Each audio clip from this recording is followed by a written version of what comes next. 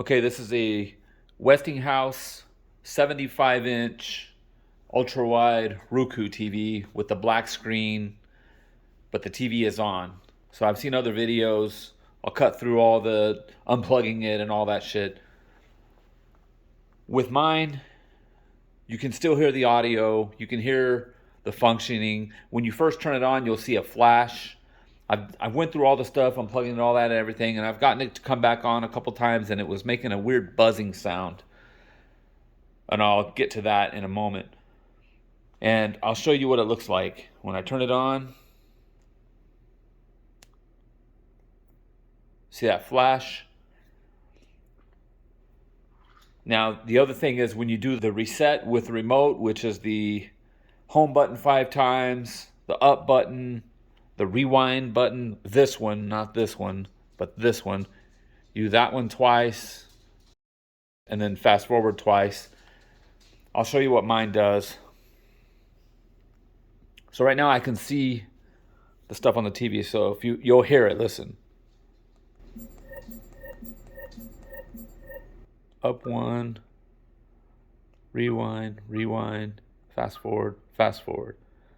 Now it takes about 2 minutes. I'll fast forward that right now.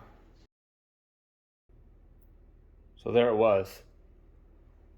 Now it's going to recycle, turn back on. That was the flash of it turning back on. Sometimes it doesn't even do that. So I've seen people, they reset them, they do all these things, and it comes back on, and it's probably going to last for a while or whatever. Mine's done. I know what's wrong with it, and I'm going to show you right now. One thing you should do on these, after you unplugged it, I unplugged it, you should hold this power button down for about 20 or 30 seconds. What that does is releases any charge that the capacitors have built up, just to, you're not going to really get shocked with these piece of shit TVs, but it could damage some other parts if you start opening it up when there's still a little charge in there. Now when mine started going out, I started feeling and hearing a buzzing sound right around this area. Since the power cord goes in right there, I knew that it was going to be some kind of power supply issue. I'm going to open this up now. There's all these little screws. Just be real careful. Mine still has a warranty because it's a Westinghouse. I know it's a piece of shit. It's from China. It's only a year old. It's got the same parts in it that RCA has, and everybody knows RCA is the absolute worst TV you could get. So if your TV has anything in common with RCA, get a warranty. The reason I'm not using my warranty is because I like fixing things, and I'll save my warranty for something bigger. I got 3 years of a warranty. In another year, year and a half or whatever, I'll put the old part back in, cash in on the warranty, get another TV, something like that. Okay, once you got all the screws out, one thing you want to do is make sure you're very careful with this bottom part. It kind of hooks in. There are some screws on the bottom. You're going to take those out last and put those back in first when you reassemble. So when you lift it off, just be very gentle. Nothing attached to it. You got to kind of lift it up and pull it back a little, like that. Now here's the part that I heard buzzing. This right here is my new part. It was particularly this was buzzing. I know electronics and I know about all that, and I've seen people break it down to the components, but the whole thing cost me like $38 brand new for this whole board.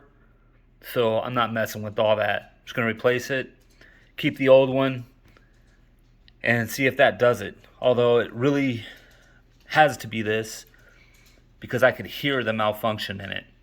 Even if you can't hear it buzzing, if yours is doing what mine's doing, this is probably what's causing it.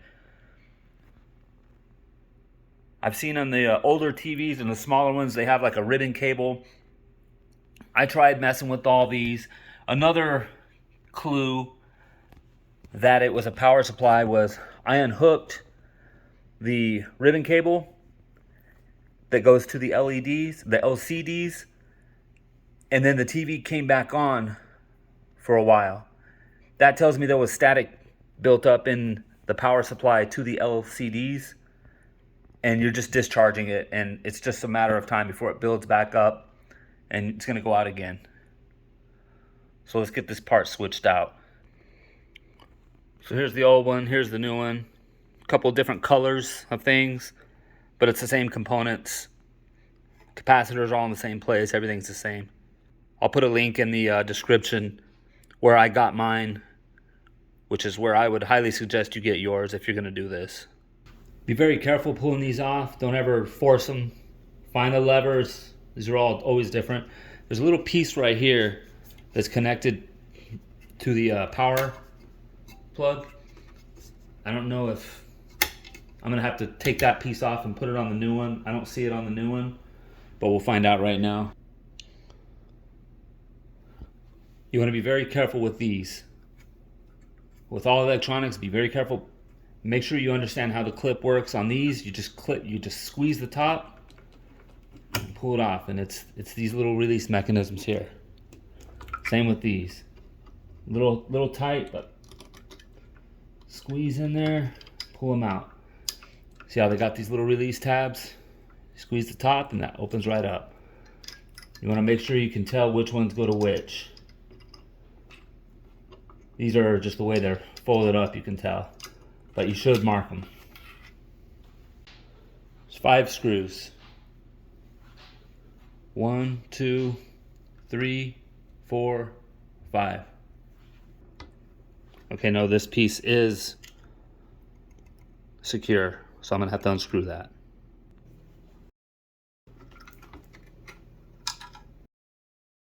That's it. Drop the new one on there. Everything lined up.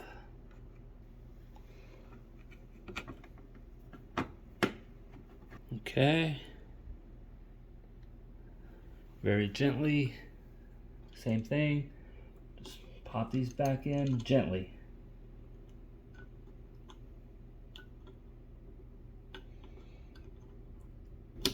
A little click. As little wire manipulation as possible. Click. Push them straight down. Click. Don't wiggle nothing. Just pop them right back in. Everything's good. One thing to be mindful of when you're putting this back on is this power button here. So if you look, it's got these little tabs right there, and there's these little loops. So just make sure it's in there. It just kind of floats there, but those tabs are on there. Sometimes it took me a while to figure that out the first time I took this apart. And when you put this case back on, you're gonna gently, that's gonna be what you're most mindful of. I'm gonna do that right now. Go straight down. See this little part here? Slide that right in there.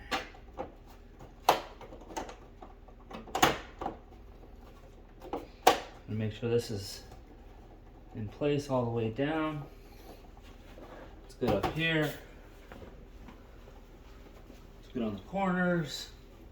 Sometimes you gotta kind of go through and just kind of squeeze this in, just to make sure it snaps in. And it's good. Now for some reason, these screws on the bottom are a little hard to line up, so you want to put these in first. There's, I think, 7 of them, I'll count them. So here's the issue with the bottom screws. I'm just now finding this out. So if you look closely, these are smaller than the rest. There's 7 of them. They're just not as big around. So if you try to use the bigger ones on the bottom, it won't seat all the way, and that's what I kept finding. It's like, man, they seem like they're lined up, but they just won't go in. It's because they have a smaller head and they can go in further. So keep those separated. And this is another reason to put the bottom ones in first. That way you don't use these smaller ones somewhere else and then you don't have enough for the bottom. So let's get those done now. There's that last one. See what I'm talking about? Those bigger ones won't fit in there. And I had forgot to show you that you got to take these off too. Those are super obvious what they are, how they go in. Okay, I got all the bigger screws put in. Not gonna waste your time watching me screw stuff in, but all the screws are in, ready to try it out. Okay, here's the moment of truth.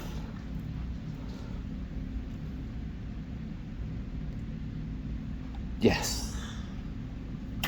That's amazing. Yes. I know I'm gonna get fed well today. Good job. All right.